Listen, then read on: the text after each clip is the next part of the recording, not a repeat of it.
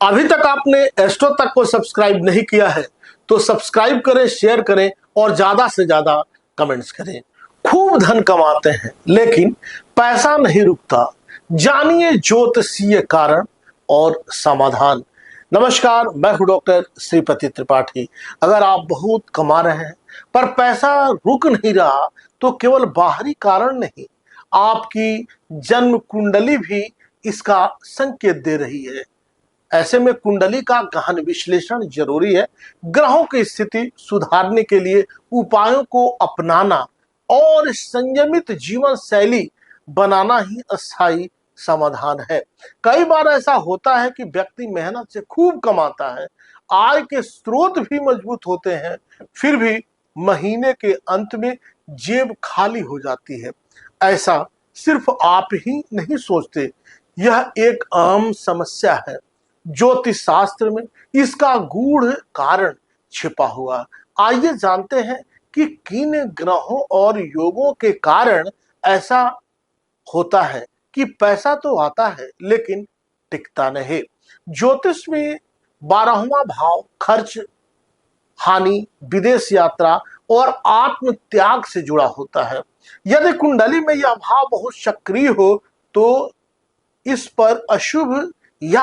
पर अशुभ ग्रहों की दृष्टि हो तो व्यक्ति की आय भले ही अच्छी हो, खर्च भी उसी अनुपात में होता है। उदाहरण, यदि शनि, राहु, केतु या मंगल 12वें भाव में हो तो अनावश्यक खर्च और हानि की संभावनाएं अधिक होती हैं। शुक्र भोग, विलास, फैशन, सौंदर्य और विलासिता का कारक ग्रह है। यदि कुंडली में शुक्र नीच का हो या पाप ग्रहों से पीड़ित हो तो व्यक्ति आय का बड़ा हिस्सा बाहरी दिखावे, शौक, वस्त्र, होटलिंग, मनोरंजन आदि में खर्च कर देता है। चंद्रमा मन का ग्रह है। यदि चंचल हो या राहु केतु से प्रभावित हो तो मन अस्थिर रहता है, जैसे बिना सोचे खर्च करने की आदत बनती है। द्वितीय भाव, खष्ट भाव, एकादश भाव यदि कमजोर हो या पाप ग्रह जैसे शनि, राहु, केतु या मंगल की दृष्टि में हो तो आमदनी आने के बावजूद धन संचय नहीं होता। राहु जब आर्थिक भाव पर प्रभाव डालता है तो व्यक्ति के अधिक मुनाफा के लालच में गलत निवेश कर देता है। कई बार व्यक्ति को भ्रम होता है कि पैसा सही जगह जा रहा है, पर बाद में वह हानि में चला जाता है। कुछ विशेष योग जैसे दरिद्र योग, जब द्वितीय और एकादश भाव दोनों पीड़ित हो तो पाप कर्तरी योग लगता है। धन भाव के दोनों ओर पाप ग्रह हो, यह भी धन संचय में बाधक बनते हैं। समाधान क्या है? ज्योतिषीय उपाय है इसके लिए। सोमवार को उपवास करें, चावल और दूध का दान करें, शिव चालीसा या महामृत्युंजय मंत्र का आप जाप करें।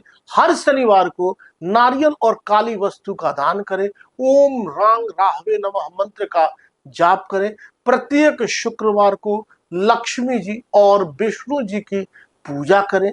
कमलगट्टे की माला से श्रींग श्रींग महालक्ष्मी नमः का 108 बार जाप करें। हर महीने किसी एक शुक्रवार को 5 या 7 कन्याओं को खीर पूड़ी खिलाएं और दक्षिणा जरूर दें। खर्चों का लेखा जोखा रखें। वार्षिक रूप से निर्णय लें कि महीने की आय का कम से कम 20% बचत करेंगे। ध्यान रखिए, सही समय पर ग्रहों की दशा को पहचान कर उपाय करें, तभी लक्ष्मी अस्थायी रूप से घर में निवास करेंगे। अभी तक आपने इस चैनल को सब्सक्राइब नहीं किया तो सब्सक्राइब करें, शेयर करें और कमेंट्स करें। नमस्कार। अगर आप मुझसे जुड़ करके अपनी समस्याओं का समाधान चाहते हैं और चाहते हैं कि आपकी समस्याओं को ज्योतिष के माध्यम से सुलझाया जाए तो आप हमसे संपर्क कर सकते हैं, जुड़ सकते हैं एस्ट्रो तक पर।